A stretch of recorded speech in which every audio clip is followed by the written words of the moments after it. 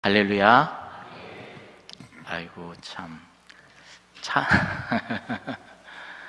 예, 특송을 해야 되는데 다 불어오셨네요. 자, 우리 인사할까요? 잘하셨습니다. 찬양 예배 올려드리는 것도 잘하셨고, 앞으로 앉으셔서 예배하는 것도 잘하셨습니다. 자, 이 시간 피곤할 시간인데 주무셔도 됩니다. 잘하셨습니다. 자, 우리가 소요리문답 지금까지 이렇게 쭉 나눴던 것은요, 사람이 하나님을 어떻게 믿어야 하는지에 대해서 이렇게 나눴다면요, 이제부터는 하나님이 사람에게 요구하시는 것을 우리가 함께 나누도록 하겠습니다. 오늘 39번 소요리문답 함께 나눌 텐데, 자, 우리 함께 39번을 한번 읽어볼까요? 39번 시작. 하나님께서 사람에게 요구하신 의무가 무엇입니까? 여러분, 하나님이 사람에게 요구하시는 게 있어요. 근데 이것은 의무예요. 의무인데 그게 과연 무엇일까? 읽어볼까요? 답 시작.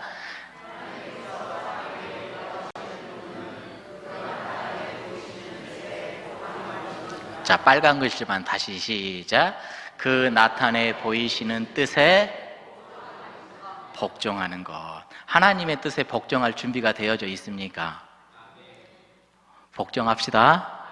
이게 하나님의 사람이 이 땅 가운데 살아가는 의무입니다. 의무. 하나님의 뜻에 나는 반드시 복종하면서 살아가야 돼. 자, 이게 내 마음에 딱 중심이 세워져야 돼요. 이게 세워져 있지 않으면 어떻게 될까요?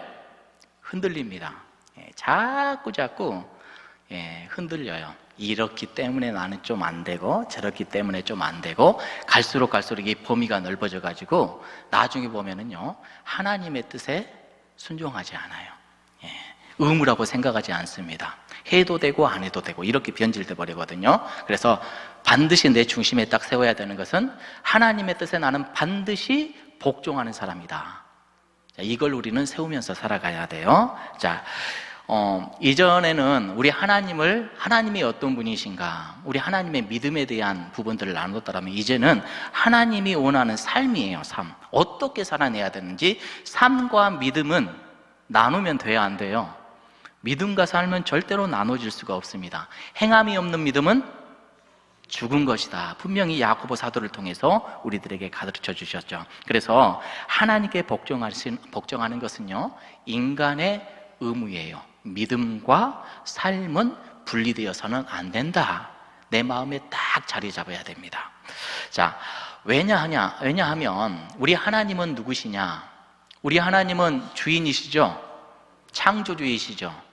우리는요, 그의 피조물이거든요. 피조물은 하나님의 뜻에 철저히 복종하면서 그 뜻에 의지하면서 살아가는 존재이기 때문에 그런 거예요. 그래서 우리는요, 하나님의 뜻은 반드시 내가 지켜야 된다라고 우리는 생각을 해야 돼요. 자, 그러면 40번 문제를 한번 또 읽어봅니다. 나아가서 40번 문제는 뭐라고 나와 있냐? 시작.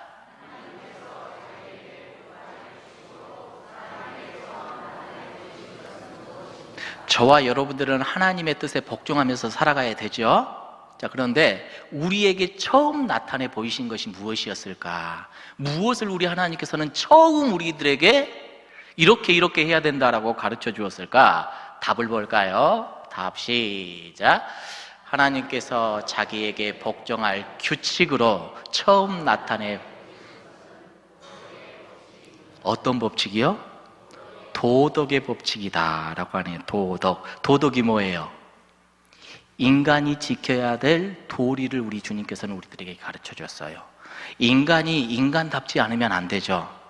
우리는 가끔씩 세상 살아가면서 정말로 아닌 사람들을 향해서 저는 사람 같지도 않다라고 이렇게 이야기를 해요. 인간이 지켜야 될 도리를 잘 지키며 살아가야 되는데, 자, 하나님의 뜻은 첫 번째 도덕입니다. 도덕법. 자, 물론 불신자들도 생각해 보기를, 불신자들도 도덕법이 있어요, 없어요? 있죠, 있어요. 그런데 하나님에 대한 도덕, 하나님에 대한 법은 그들이 지키지를 않아요. 그렇죠? 근데 세상에서 살아가면서 마땅히 인간이라면 이렇게 살아가야 돼라고 하는 것들은 그들도 가지고 있어요, 없어요? 그들도 가지고 있거든요. 그래서 세상에 모든 인간들이 있는데 인간들에게 믿는 자나 믿지 않는 자나 공통적으로 주시는 법이 뭐예요? 바로 이 도덕법이라는 겁니다. 자, 그래서 사람들, 특별히 하나님을 믿는 사람들, 성도라고 하죠. 성도들이 생각하는 도덕법에는 하나님에 대한 규칙 더하기 사람들에 대한 규칙이 있어요. 그런데 믿지 않는 사람들은요, 하나님에 대한 규칙은 빠지죠. 그리고 누구에 대한? 사람에 대한 규칙들은 나름 다 가지고 있다는 것을 우리가 알게 되죠. 참고로 성경 안에는요, 우리 하나님께서 주신 의무, 복종, 그 법을 보면은 도덕법도 있고 또 의식법이라는 게 있습니다. 또 하나 시민법이라는 게 있어요. 구약 성경에 그렇게 하나님께서 이스라엘 백성들에게 주었죠. 의식법이라는 것은 종교의식이에요. 어떻게 제사를 드려야 되고 어떻게 우리 하나님께 나아가야 되고, 시민법이라는 것은 이스라엘 백성들, 과거의 이스라엘 백성들이 사회에서 지켜지는 규범을 말합니다. 그런데 이 법들을 보면은요, 다 하나님의 뜻이 이렇게 녹아져 있거든요. 녹아져 있는데 시민법이라는 것은 시대가 지나면서 계속해서 이것이 바꾸어지고 이렇게 점차 사라져 버렸고, 또 의식법이라는 것도 우리 예수님이 오셔가지고 율법의 완성을 이루시면서 이 의식법이라도 그 정신은 남아있지만은 이 바깥에 여러 가지 표현되는 것들은 다 사라져 버렸어요. 자, 그런데 도덕법이라는 것은 계속해서 2000년 전이나 4000년 전이나 계속해서 그 법은 우리들에게 유효합니다. 계속해서 지켜져 오고 있는 거예요. 자, 그러면 41번 문제는 어떻게 되냐? 41번 문제는 또 이런 문제를 우리들에게 이야기를 합니다. 이 도덕의 법칙은 어디에 간략히 포함되어 있습니까? 자, 성경 안에 도덕법이 딱 있는데 도덕법이 간략하게 정리되어져 있는 게 뭘까요? 아이고, 어떻게 그렇게 잘하셔요? 자, 답을 한번 봐볼까요? 시작. 이 도덕의 법칙은 십계명에 간략히 포함되어 있습니다. 그래요. 근데 우리가 조금 전에 이야기했다시피 십계명을 보면은 하나님에 대한 법과 이웃에 대한 법으로 이렇게 나눠져 있잖아요. 세상 사람들은 하나님에 대한 법을 모른단 말이죠. 율법이잖아요. 이 율법을 몰라요. 자, 그런데 하나님에 대한 부분들은 그렇다 할지라도 세상을 살아가면서 인간의 그 도리, 인간으로서의 인간의 됨됨이는 있어요, 없어요? 이들도 다 가지고 있다라는 것이죠. 그래서 이들을 가만히 보면은요, 세상 사람들도 양심이라는 것이 있거든요. 아, 이것은 인간으로서 하면 안 돼. 이것은 마땅히 해야 돼. 이런 것들이 그대로 그 마음속에, 삶 속에 녹아져 있는데 이게 십계명 안의 법과 일치해요, 일치하지 않아요? 일치한단 말이죠. 자, 그래서 모든 사람이요, 율법이나 십계명의 정신과 같은 이 모든 것들을 우리 믿는 사람만 받는 것이 아니라 믿지 않는 사람들도 다 그 율법의 정신은 다 이렇게 녹아져 내려 있다라는 것을 우리가 잊지 말아야 돼요. 그래서 로마서 2장 14절 15절에 보면 이렇게 말씀을 합니다. 천천히 한번 읽어볼까요? 시작. 율법 없는 이방인이 번성으로 율법의 일을 행할 때에는 이 사람은 율법이 없어도 자기가 자기에게 율법이 되나니, 이런 자들 그 생각들이 서로 혹은 고발하여 혹은 변명하여 그 마음에 새긴 율법의 행위를, 자, 세상 사람들도 그러잖아요. 아, 이건 양심에 걸리는 일이구나. 교회 안 다녀도 그런 분들이 다 있다고요. 자, 근데 문제는 뭐냐? 우리 인간은 타락한 존재, 죄성으로 가득한 존재. 타락한 인간은 양심이 있을까요, 없을까요? 아직 있어요. 있음에도 불구하고 어때요? 이 양심 자체를 컨트롤해요, 못해요? 때로는 못해요. 참 연약하죠. 양심에서 부분적으로 혹은 일시적으로 이렇게 해야 되는데도 불구하고 하지 않고 잊어버리며 살아가는 사람들도 있고, 또 어떤 분들은 구부러져 버리게 생각하는 사람들도 있고, 나아가서 어떤 분들은 양심에서 이야기를 해도 그것을 거슬러 버리는 사람도 있고 마음에서 제거해 버리려고 하는 사람들도 있어요. 그래서 하나님께서는요, 이 율법에다가 양심에만 그냥 맡겨두지 않고 도덕법을 명확하게 기록해 놓은 이유가 그겁니다. 이것을 보면서 양심에도 분명히 이렇게 살아가면 안 되지만 명확하게 하나님의 법에 이렇게 되어 있으니 너희들 이 법을 잃어버리면 안 돼 하면서 기록되어져 있는 게 바로 하나님의 말씀이고 십계명 안에 그것이 다 축약되어 있다라는 것이지요. 자, 그래서 하나님께서요, 율법을 주신 것을 우리가 여러 가지 의미와 그 이유를 우리가 생각을 해볼 수가 있는데, 첫 번째, 우리가 율법을 우리 하나님께서 주셨는데, 자, 하나님은 율법을 이스라엘 사람들에게만 주었을까요? 모든 사람들에게 주어졌을까요? 예, 그래요. 이스라엘 안에서만 제한하면 안 돼요. 우리 하나님의 법은 모든 사람에게 다 주어졌다. 자, 두 번째, 자, 율법의 그러면 기능은 뭐냐? 율법은 뭘 한다? 이전에 우리가 나눴던 건데, 죄를 깨닫게 하는 것이고 그리스도께 나오게 하기 위한 귀한 법이죠. 자, 그래서 로마서 3장 20절에는 이렇게 기록이 되어져 있습니다. 시작. 그러므로 율법의 행위로 그의 앞에 의롭다 하심을 얻을 육태가 없나니 율법으로는, 자, 율법의 기능이죠. 율법은 뭐 한다? 죄를 깨닫게 해준다. 구원은 해줘요, 못 해줘요? 깨닫기는 해주는데 구원 자체의 능력은 없는 것이죠. 자, 갈라디아서 3장 24절 시작. 이같이 율법이 우리를 그리스도께로 인도하는 초등교사가 되어 우리로 하여금 믿음으로 말미암아 의롭다함을 얻게 하려 함이라. 아멘. 여러분, 율법은 죄를 깨닫게 하고 누구에게로 인도를 해요? 우리 주님 앞으로 이끌어낸다라는 것이지요.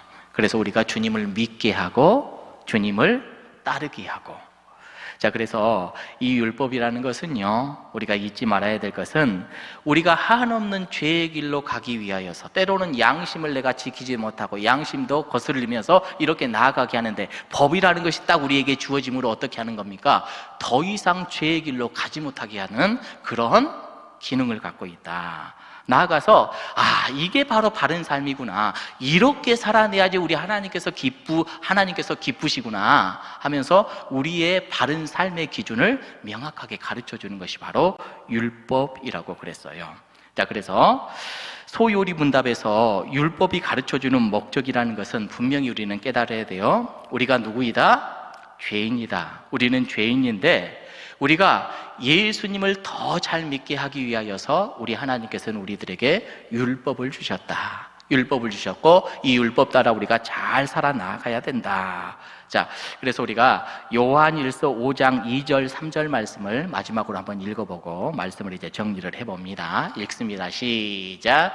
우리가 하나님을 사랑하고 그의 계명들을 지킬 때에 이로써 우리가 하나님의 자녀를 사랑하는 줄을 아느니라. 하나님을 사랑하는 것은 이것이니 그의 계명들은, 여러분 하나님을 사랑하십니까? 정말 사랑하시죠? 그럼 하나님께서 가르쳐 주신 그 계명을 어떻게 해야 돼요? 지켜야 돼요. 이건 의무입니다. 자, 그런데 제일 마지막 부분 보세요. 그의 계명은 무거워요, 안 무거워요? 왜 근데 우리는 무겁게 느껴지죠? 왜 무겁게 느껴져요? 여러분, 우리 하나님께서 이 한 시간도 성령님께서 강하게 임재해 주셔서 지각을 주사 기쁘게 이 일을 감당할 수 있도록 우리 하나님께서 우리의 마음을 활짝 열어주시기를 축복합니다. 자, 오늘 또 여러분들 예배하는데 많이 섬기셨죠? 섬기면 힘들어요, 안 힘들어요? 힘들어요, 그렇죠? 힘들죠. 근데 그것이 기쁨으로 승화되기를 축복합니다. 그래야 됩니다. 여러분, 하나님을 섬기는데, 교회에서 섬기고 봉사하는데 여러분들에게 짐이 안 되었으면 좋겠습니다. 하나님의 일을 기쁘게 여기고 내가 먼저 앞장서고 서로 하나가 되어서 서로 사랑하는 것, 우리 하나님께서 얼마나 귀하게 여기시는지, 우리 하나님을 사랑한다라면 그 계명을 기쁘게 여기고 그 계명을 힘써 지켜 나아가는 복된 사람들, 바로 저와 여러분들이기를 간절히 원합니다. 이번 주 한 주간도 하나님의 법이라면, 하나님께서 우리들에게 가르쳐 주신 법이라면, 질서라면, 하나님이 요구하시는 것이라면 기쁘게 잘 감당하기를 축복합니다. 이번 주 한 주간 새벽은 깨워야 되겠지요? 왜 대답을 안 하세요? 새벽은 깨워야 되겠지요? 어떻게 우리 예수 그리스도의 고난에 참여하실래요? 네, 저마다 기준을 잘 잡아보시고 우리 하나님을 더 많이 사랑하고 깊이 있게 나아가는 저와 여러분들이 되기를 주님의 이름으로 축복합니다. 자, 우리 함께 찬양할 텐데 주님 말씀하시면 내가 나아가겠습니다. 주님 뜻이 아니면 내가 멈춰버리겠습니다.